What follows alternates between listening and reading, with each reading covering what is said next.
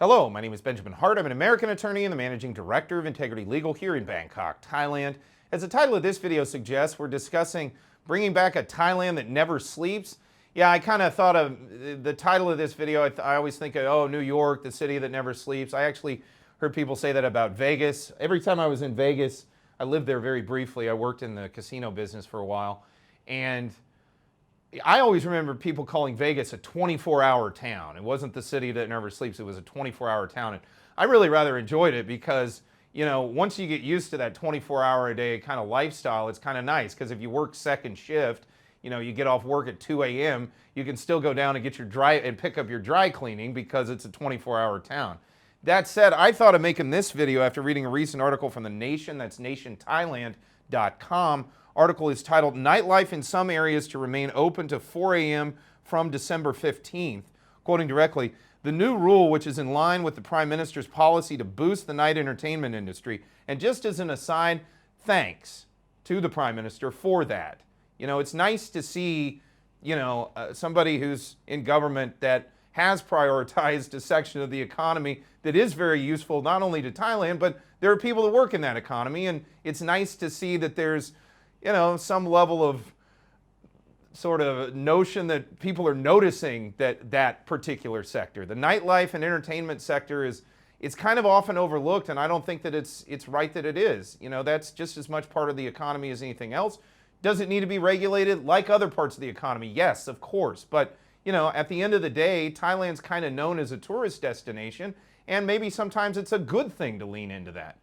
In any event, sorry for the aside. I'll quote again. "The new rule, which is in line with the Prime Minister's policy to boost the night entertainment industry and support tourism, will come under the purview of the Interior Ministry, with Deputy Prime Minister, Minister of Interior Anutin Charnvirakul signing the draft ministerial regulations following the cabinet meeting on November 28th. Quoting further, Anutin has directed and instructed the agencies within the ministry to coordinate with relevant local and security agencies to ensure that the extension of service hours for entertainment venues supports the government's tourism policy while maintaining social order and ensuring public safety. He has also stressed the importance of preventing drunk driving to reduce the risk of harm or loss to both individuals and society." Yeah, and look, at the end of the day, a couple of things here. I remember an old expat friend of mine telling me years ago that, you know, the bar business, the entertainment business, whatever you want to call it, nightlife, all of this is dramatically impacted. And this person could remember back when there really wasn't a set closing time in any practical sense. Going from 2 a.m. to 4 a.m.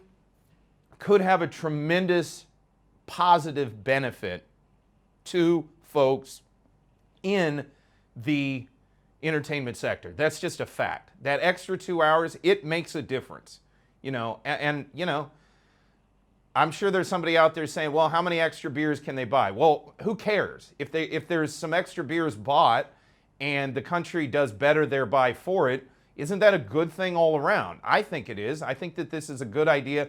I've seen further discussion about how in the Eastern Economic Corridor, because that's going to kind of be a different kind of business sector moving forward, there's even talk of 24 hours with this kind of thing, or at least zones where 24 hours is possible. And again, I don't think it's a bad idea, because if Thailand goes into sort of a situation where she becomes part of this kind of global time, if you will, because she's interacting with the global economy in real time via the Eastern Economic Corridor, I could see where, you know, there's somebody whose, you know, workday begins at midnight and ends at 8 a.m. or their workday begins at, you know, we used to call it the 8 to forever shift in the casino business. You know, you start at 8 a.m., you end at 4 a.m., although it never seemed like you ever quite ended on time. That was why it was called 8 to forever. But, you know, when those folks, if they're working in the economy themselves and they get off work, why is it they can't, you know, maybe have a beer after work, you know, just because their hours are such that it doesn't permit that. Now, again, I'm not saying that this is the right thing for every place in Thailand. I'm specifically, and if you dig into this, and I urge those to go check out The Nation, go check out other articles out there in the ether of the internet talking about this, they go into that. This isn't Thailand-wide.